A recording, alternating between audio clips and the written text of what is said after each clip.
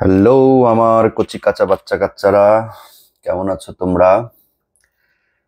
চলো আজকে তোমাদের সাথে আরেকটা কোশ্চেন সলভ নিয়ে আলোচনা শুরু করি। আজকে যে কোশ্চেনটা নিয়ে তোমাদের সামনে হাজির হয়েছি, এই কোশ্চেনটা হচ্ছে দেখো, সিলেট বোর্ড 2023 সালে আসা এই কোশ্চেনটা, অর্থাৎ এই প্যাটার্নের যে কোশ্চেনগুলো, এগুলো কিন্তু খুবই ইম্পর্টেন্ট। এই যে ছবি যেটা দেখতে পাচ্ছ, এটা কিন্তু কপি কলের ছবি, তাই না? এই পুলি বা কপি কল সংক্রান্ত কোশ্চেনগুলো আমাদের পরীক্ষায় খুব পরিমাণে ইম্পর্টেন্ট, খুব। এবং এগুলো পরীক্ষায় বারবার আসে। বিভিন্ন স্কুলে দেখবা টেস্ট পরীক্ষায় বা প্রি টেস্ট পরীক্ষায়, বোর্ড কোশ্চেনে এগুলো দেখা মেলে। সুতরাং এইগুলো কিন্তু খুব ভালো করে বুঝতে হবে। আরেকটা বিষয় বলে রাখি, এই কপি কলের এই কোশ্চেন গুলোর সাথে দেখছো ছোট্ট করে কি অ্যাড করে দিয়েছে, ঘর্ষণ সহ, অর্থাৎ ফ্রিকশন এখানে অ্যাড করে দেওয়া হয়। তোমার এই কোশ্চেনটা অ্যান্সার করার জন্য ফ্রিকশন সম্পর্কে ধারণা রাখতে হবে, পাশাপাশি কপি কল সম্পর্কেও ধারণা রাখতে হবে। অর্থাৎ দুই ধরনের ইনফরমেশন একেবারে ভালো মতো জেনে তারপরে তোমাকে এই কোশ্চেন গুলো সলভ করতে হবে। তো চলো আর দেরি না করে আমি কোশ্চেন সলভ শুরু করে দেই। আর বরাবরের মতো এবারও বলে দিচ্ছি, আমি কিন্তু আসলে কোশ্চেন সলভ করে দিচ্ছি বিষয়টা এমন না। এই কোশ্চেনটা কিভাবে অ্যান্সার করা যায় বা কিভাবে অ্যান্সার করতে হবে সেই বুদ্ধিটা তোমাকে শেখাই দিব, অর্থাৎ পার্ট পার্ট করে ভেঙে ভেঙে বুঝাই দিব ইনশাআল্লাহ। তো আমরা চলো এইটাকে সলভ করার চেষ্টা করি। এটার নাম্বার কোশ্চেন হচ্ছে, পি বস্তুর উপর ঘর্ষণ বল নির্ণয় করো।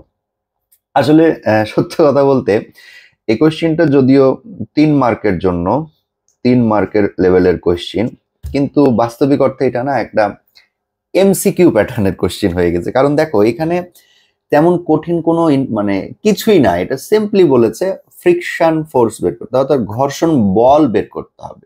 ঘর্ষণ বল বের করতে হবে, ভালো কথা। কোন বস্তুটার উপরে? পি বস্তুটার উপরে। দেখো তো পি বস্তুটার জন্য তোমার এই জায়গাটায় ভালো করে খেয়াল করে দেখো, আশা করছি দেখতে পাচ্ছ এইখানে ভর কত দেওয়া আছে। এখানে ভর দেওয়া আছে 2 কেজি, তাই না? আচ্ছা, ফ্রিকশন বের করার জন্য আমরা কি সূত্র জানি বলো দেখি? ফ্রিকশন বের করার জন্য আমরা জানি এস এস মাল্টিপ্লাই কি আর, তাই না? এখানে আবার দেখো এস আর সমান সমান কি এম জি। শেষ কিন্তু কাজ। এটা হচ্ছে ঘর্ষণ গুণাঙ্ক বা ঘর্ষণ সহগ, এই যে 0.2। তাহলে এখন আমরা কি করব? এস সমান সমান 0.2 মাল্টিপ্লাই এম এর মান কত? 2 মাল্টিপ্লাই 9.8। এবার দেখো আমি একটু ক্যালকুলেটরটা অন করি। হ্যাঁ, দেখো তো কি হচ্ছে ঘটনা। 0.2 মাল্টিপ্লাই 2 মাল্টিপ্লাই 9.8, এই যে কত আসছে? 3.92 নিউটন। শেষ কিন্তু। একেবারে চমৎকার ভাবে আমরা এই বোর্ড কোশ্চেনে 3 মার্ক পেয়ে গেলাম। এটা নাম্বার কিন্তু সলভ, কিচ্ছু করতে হবে। হ্যাঁ, তোমরা কিন্তু কোশ্চেন যখন পরীক্ষায় লিখবে তখন তোমরা সুন্দর করে যে এম সমান সমান কত, তারপরে ঘর্ষণ সহগ কত, আর সমান সমান এম জি, এগুলো ধীরে ধীরে সুন্দর করে সাজিয়ে গুছিয়ে লিখে নিয়ে সলভ করবে। হ্যাঁ, এইবার আসো আমরা আমাদের সবচেয়ে টার্গেট যেটাতে, সেইটার দিকে নজর দিব। কেমন? আমাদের টার্গেট হচ্ছে এই নাম্বারটা। এইটা ভালো করে বুঝবে এবং আমি চেষ্টা করব তোমাদেরকে এটা ভালো করে বুঝিয়ে দেওয়ার। এখানে কি বলছে দেখো, ভূপৃষ্ঠে পতিত হওয়ার সময় পি বস্তুটির ত্বরণ অভিকর্ষজ ত্বরণের মধ্যে তুলনা। পি বস্তুটার ত্বরণ এবং অভিকর্ষজ ত্বরণের মধ্যে আমাদেরকে কি করতে বলেছে? তুলনা করতে বলেছে। ওকে, আমরা তুলনা করব। তার আগে চলো আমরা এখানে একটু ছবিটার মধ্যে কিছু কাজকর্ম সারি। সেটা হচ্ছে দেখো, আগে ছবিটা ভালো করে খেয়াল করো। এই যে এ বস্তুর ভর কিন্তু 66 কেজি। বি বস্তুর ভর কত দেখো তো? 32 কেজি। আর পি বস্তুর ভর কত? 2 কেজি। ও সরি, এটা 30 কেজি, 30 কেজি। এখন একটা জিনিস খেয়াল করে দেখো, এখানে সব সবচেয়ে ভারী বস্তু হচ্ছে এইটা, তাই না? 66, এটা হচ্ছে সবচেয়ে ভারী। তার চেয়ে কমে আছে হচ্ছে 30, তার চেয়ে কমে আছে হচ্ছে 2। খুব মনোযোগ দিয়ে বুঝবে। তার মানে আমরা বুঝতে পারতেছি এই বস্তুটা নিচের দিকে যাবে, এই বস্তুটা নিচের দিকে যাবে, তাই না? এই যখন নিচের দিকে যাবে, এই টেনে একেও নিজের দিকে নিয়ে আসার চেষ্টা করবে, আর এইটারে উপরের দিকে নিয়ে যাওয়ার চেষ্টা করবে। ভালো করে আবার বুঝো। এটা দেখো 66, এটা 66, এদের দুজনের সমষ্টির চেয়েও এর ভর বেশি। এই আসবে কোন দিকে? নিচে। এই যখন নিচের দিকে আসবে, এই দড়ি দিয়ে টান দিবে, টান দিয়ে এটারও সামনের দিকে আগাবে। এটা যখন সামনের দিকে আগাবে তখন এই দড়িতে টান পড়বে, এই দড়িতে টান পড়ার ফলে এই বি বস্তুটা কোন দিকে যাবে? উপরের দিকে, মনে রেখো। তার মানে এর এখানে ত্বরণটা কাজ করতেছে এই দিকে, নিচের দিকে। এখানে কিন্তু ত্বরণ এ কাজ করতেছে। হ্যাঁ, আমাদেরকে এই ত্বরণটা ফাইন্ড আউট করতে হবে। এখন আসো আমরা এইগুলোকে আইডেন্টিফাই করি। সেটা হচ্ছে এই যে বস্তুর ভর আছে না, এটাকে আমরা m1 ধরে নিই। কেমন? এই যে এই ভরটাকে আমরা ধরে নিই m2, আর এর ভরটাকে আমরা ধরে নিই m3, বরাবর। আচ্ছা, এখন আমি এটাকে একটু নোট করে নিই, ছোট ছোট করে লেখে নিই, তোমাদের বুঝতে সুবিধা হবে। m1 হচ্ছে কত? 30 কেজি। m2 কত? 66 কেজি। m3 কত? 2 কেজি। আচ্ছা, এইখানটায় আরেকটা জিনিস তোমাকে একটু বলি।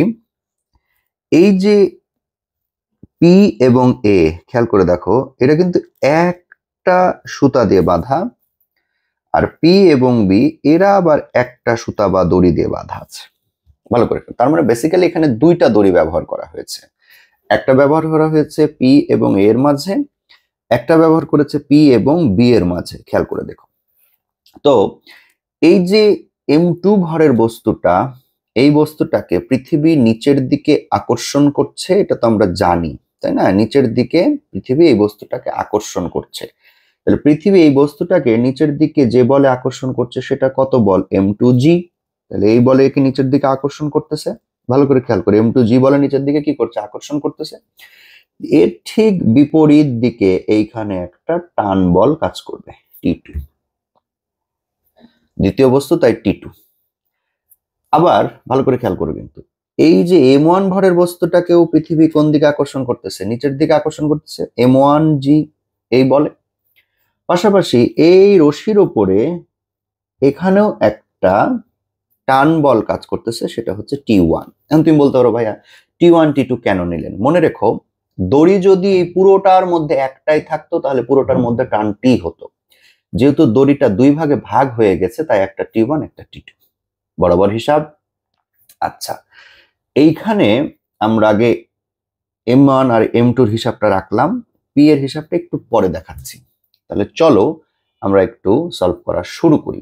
তাহলে আমরা আসো প্রথমে এ বস্তুর দিকে তাকাই। হ্যাঁ, এ বস্তুর জন্য, দেখো এ বস্তুর জন্য, এ বস্তুর জন্য বিষয়টা একটু খেয়াল করবো, মনোযোগ দিয়ে দেখো। এ বস্তুতে দুইটা বল কাজ করতেছে, ভালো করে দেখবা। এ বস্তুতে দুইটা বল কাজ করতেছে, আমি তোমাদের জন্য সাইডে আবার এঁকে দেখাই। এ বস্তুকে পৃথিবী নিচের দিকে আকর্ষণ করতেছে m2g বলে, আর দড়িটার উপরের দিকে একটা টান বল আছে হচ্ছে t2। তাহলে কয়টা বল চলতেছে এখানে বলো দেখি? কয়টা বল আছে এখানে? দুইটা। একটা হচ্ছে নিচের দিকে m2g, আর একটা হচ্ছে উপরের দিকে t2, তাই না? এখন ভালো করে খেয়াল করো কিন্তু সবাই, এখন যে বিষয়টা হচ্ছে m2g নিচে আর t2 হচ্ছে কোথায়? ওপরে। m2g নিচে আর t2 কোথায় কাজ করতেছে বলো? ওপরের দিকে। তো বস্তু যাচ্ছে কোন দিকে? বেসিক্যালি বস্তু তো যাচ্ছে নিচের দিকে। তাহলে এখানে বলো তো কোন, ভালো করে খেয়াল করো কিন্তু, বস্তু যাচ্ছে কোন দিকে? নিচের দিকে। তাহলে এখানে বেশি মান কোনটার? t2 না m2g এর? তোমরা অবশ্যই বুঝতে পারতেছো, যেহেতু বস্তু নিচের দিকে যাচ্ছে, সেহেতু m2g টাই বড়। আর আমরা জানি summation of f is equal to কি? Summation of f is equal to কি? ma। আমরা কিন্তু এটাকে লজিক ধরেই কাজ করব, ভালো করে দেখো। তাহলে আমি এখন যে কাজটা করব, যেহেতু এটা বড়, m2g মাইনাস t2 সমান সমান m2a। ভালো করে খেয়াল করে দেখো, বুঝতে পারতেছো কিনা? কোনো সন্দেহ মনের মধ্যে রাখা যাবে না। m2g মাইনাস t2 সমান সমান কি m2a। কিচ্ছু করার দরকার নাই, জাস্ট এটাকে 1 নং সমীকরণ দিয়ে বসে থাকো। এবার দ্বিতীয় বস্তুর দিকে তাকাবো। দ্বিতীয় বস্তুর দিকেও দেখো, সরি এই প্রথম বস্তু আর কি, যেটা আমরা বি, আমাদের তো এটাই দ্বিতীয় ধরেছি। এইটাকে দেখো, এখানেও পৃথিবী নিচের দিকে আকর্ষণ করছে m1g বলে। আবার দেখো এইখানেও একটা টান বল আছে t1, খেয়াল করো কিন্তু এখানে একটা টান বল আছে t1। তাহলে বস্তুটাকে পৃথিবী আকর্ষণ করতেছে নিচের দিকে, একটা টান বল আছে ওপরের দিকে। বস্তুটা যাচ্ছে কোন দিকে? ভালো করে দেখো তো, বি বস্তুটা যাচ্ছে কোন দিকে? নিচে যাচ্ছে না উপরে যাচ্ছে? জবাব, বস্তুটা যাচ্ছে উপরের দিকে। আর এই বস্তুটা যাচ্ছিল কোন দিকে? নিচের দিকে। তাহলে উপরের দিকে যদি যায়, তাহলে অবশ্যই কোনটা বড়? t1 বড়, কারণ একে টেনে কোথায় নিয়ে যাচ্ছে? উপরে। বাচ্চারা বুঝতে পারতেছো তো নাকি? কোথায় নিয়ে যাচ্ছে? উপরে। ওকে, ফার্স্ট ক্লাস। তাহলে এখন আমি কি করব? বি বস্তুর জন্য, বি বস্তুর, শোনো আমার হাতের লেখা কিন্তু তোমাদের হাতের লেখার মতো অত সুন্দর না, তাই হাতের লেখা বুঝতে একটু কষ্ট হলেও মনে দুঃখ নিও না। হ্যাঁ, t1 মাইনাস m1g সমান সমান m1a।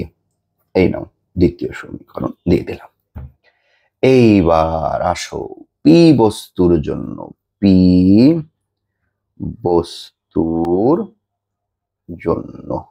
বাবা দেখো, পি বস্তুতে কিন্তু একটা ঘটনা আছে, সেটা হচ্ছে এই যে পি বস্তুতে দেখো, এই যে টি2 বল আছে, টি2 টানটা আছে না, এই টানটার কারণে কিন্তু পি সামনের দিকে আসতেছে। ভালো করে বুঝো কিন্তু, টি2। আবার এই যে টি1 আছে না, খেয়াল করে দেখো, এই টি1টাও কিন্তু এখানে কাজ করছে, কিন্তু সমান এবং কোন দিকে? বিপরীত দিকে। সমান, টি2র সমান, কিন্তু টি2টা এটা যেমন উপরে, এটা হবে কি নিচের দিকে, অর্থাৎ বিপরীত। টি1 এর সমান, কিন্তু এর কি? বিপরীত। খেয়াল রাখো। আর একটা বল কিন্তু এখানে কাজ করছে, যেহেতু এখানে ঘর্ষণ সহগ বলে দিয়েছে, তার মানে বুঝতে হবে তলটা কেমন? অমসৃণ। মসৃণ তল হলে ফ্রিকশন থাকতো না, যেহেতু অমসৃণ তার মানে এখানে ফ্রিকশন আছে। এখন শোনো, বস্তুটা যাচ্ছে সামনের দিকে, তাহলে ফ্রিকশন বল কাজ করবে কোন দিকে? পেছনের দিকে। আসলে আমি ছবি এঁকে বুঝাই। এই হচ্ছে আমার পি, পি বস্তু, পি ফর পাইনাপল, পি বস্তু। পি বস্তুটাকে টি2 বল টান দিতেছে কোন দিকে? সামনের দিকে। বস্তুটা যাচ্ছেও কোন দিকে? এই দিকে। ভালো করে বুঝো কিন্তু, বস্তুটা যাচ্ছেও এদিকে। আর টি1টা এখানে অ্যাক্টিভ আছে কোন দিকে? পেছনের দিকে। আচ্ছা, বস্তুটা যেহেতু সামনের দিকে, এই দিকে যাচ্ছে, বাবু ভালো করে বুঝো, বস্তুটা যেহেতু এদিকে, ডাবল দিলাম মানে এদিকে যাচ্ছে আর কি, এইদিকে যেহেতু যাচ্ছে, আমরা জানি ফ্রিকশন অর্থাৎ ঘর্ষণ এর বিপরীতে কাজ করবে, তার মানে এখানে ফ্রিকশনও কাজ করছে। তাহলে একটু ভাবো তো, ফ্রিকশন কাজ করছে, কিন্তু তারপরে বস্তু যাচ্ছে কোথায়? সামনে, এদিকে যাচ্ছে। তার মানে এদিকে যদি যায়, ভালো করে বুঝো কিন্তু, তার মানে এইটা কি? বড়। এই মানটা অবশ্যই কি বলতো? বড়। কাদের চেয়ে? এদের দুইজনার চেয়ে। ভালো করে খেয়াল করো কিন্তু, এখানে বেসিক্যালি তিনটা ফোর্স অ্যাক্টিভ আছে। দেখো, একটা টি2, একটা টি1, একটা এফএস, মানে ফ্রিকশন বোঝাচ্ছে আমি অ্যাকচুয়ালি, খুব মনোযোগ দিয়ে বুঝছো কিন্তু, এফএস। তার মানে এরা দুইজন একসাথে কাজ করছে এর বিপরীত দিকে, তারপরেও এটা বড়। এর মান এদের দুজনার চেয়ে বেশি। যদি বেশি না হতো তাহলে এটা সামনের দিকে নিয়ে যেতে পারতো না। কথা পরিষ্কার? তাহলে এবার কি করব? টি2 মাইনাস, এই যে দেখো মাইনাস কেন? কারণ এরা দুজনের বিপরীতে আছে। টি1 প্লাস এফ এস সমান সমান M3A। ভালো করে খেয়াল করে দেখো,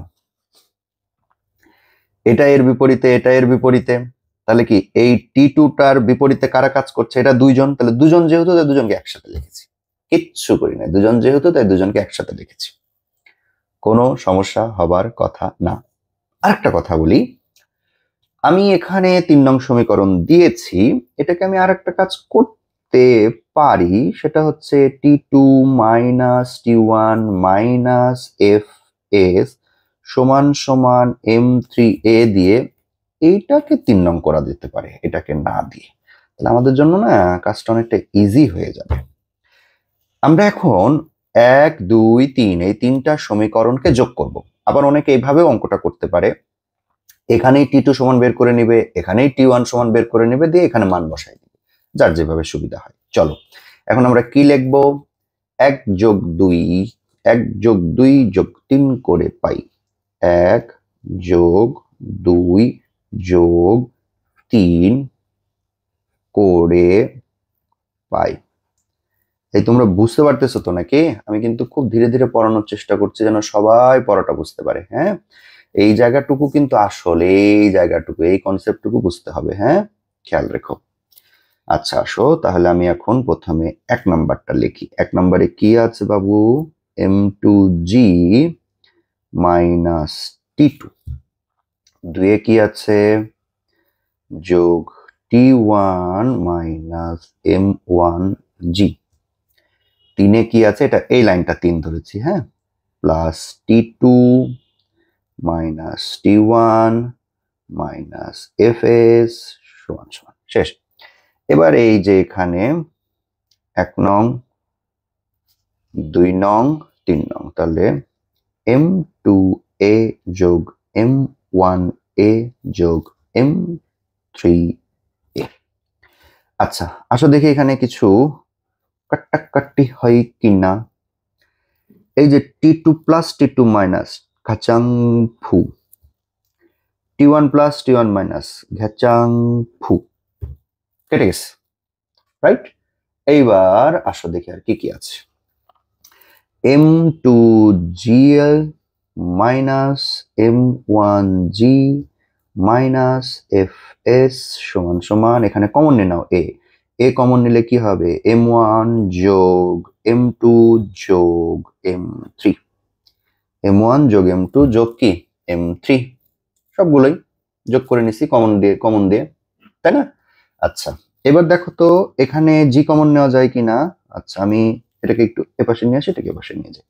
আমাদের যেহেতু এ বের করতে হবে, M1 যোগ M2 যোগ M3 সমান সমান, এই যে দেখো এই দুজনের মধ্যে জি কমন আছে কিন্তু দেখো, তাহলে g common M2 minus M1 minus FS। Okay, এইবার এটা গুণ আছে এখানে, ওই পাশে পাঠাই দিয়ে আমরা এটা ভাগ, তাহলে হবে কি A সমান সমান G M2 minus M1 minus FS divided by, এই গুণটা এর নিচে এসে ভাগ, M1 যোগ M2 যোগ কি M3। কেমন? এখন কিছুই করতে হবে না, এখন মান বসায় আসো। জি এর মান কত? 9.8, M2 এর মান কত? 66, মাইনাস M1 এর মান কত? 30, মাইনাস FS, এখানে FS এর মান কত? ওই যে তুমি এইখানটায় বের করছিলা, এই যে FS, এই যে 3.92, তাহলে FS এর মান কত? 3.92 ডিভাইডেড বাই, এবার আসো M1 কত? M1 হচ্ছে 30, M2 কত? 66, M3 কত? 2। এখন শোনো বাচ্চা কাচ্চারা, এগুলো সব সুন্দর করে বসাও, বসাই যোগ করো, গুণ করো, ভাগ করো, ঠাস ঠাস ঠাস ঠাস করে ক্যালকুলেটরে চাপ দাও, দেখবা এইখানটায় মান চলে আসবে 3.56 মিটার পার সেকেন্ড স্কোয়ার। বরাবর হিসাব সুন্দরভাবে আমার এই ত্বরণটা বেরিয়ে গেছে, কিন্তু আমার তো অ্যান্সার এটা না, আমাকে অ্যান্সার করতে বলেছে কি এই ত্বরণ আর অভিকর্ষ ত্বরণের মধ্যে একটা তুলনা করতে বলেছে। অভিকর্ষ ত্বরণ এবং এই ত্বরণের মধ্যে একটা তুলনা। ওকে, কোনো সমস্যা নাই, আসো তুলনা কেমনে করব দেখো। এখন আসো তুলনা, তুলনা ভালো করে খেয়াল করবো। তুলনা করব কেমনে? এ ডিভাইডেড বাই জি, সিম্পলি কিচ্ছু করি না। দেখো এ কত 3.56 ডিভাইডেড বাই জি কত 9.8। এ ডিভাইডেড বাই জি সমান সমান ক্যালকুলেশন করো তো কত হয়। 3.56 ভাগ 9.8 0.3632 বরাবর 0.3632। ওকে, এইবার দেখো অতএব এ ইজ ইকুয়ালস টু, ভালো করে দেখো, জি এখানে ভাগ আছে না, ওপাশে যে কি হয়ে যাবে গুণ জি মাল্টিপ্লাই 0.3632, অর্থাৎ এ এর মান জি এর মানের এই গুণ বরাবর। তুমি যদি বলো আমি জি উপরে এ নিচে দিব দাও, তাহলে তখন বলবা জি এর মান এর মানের এত গুণ, এই যে জি এর সাথে এত গুণ, এ এর মান জি এর মানের এত গুণ।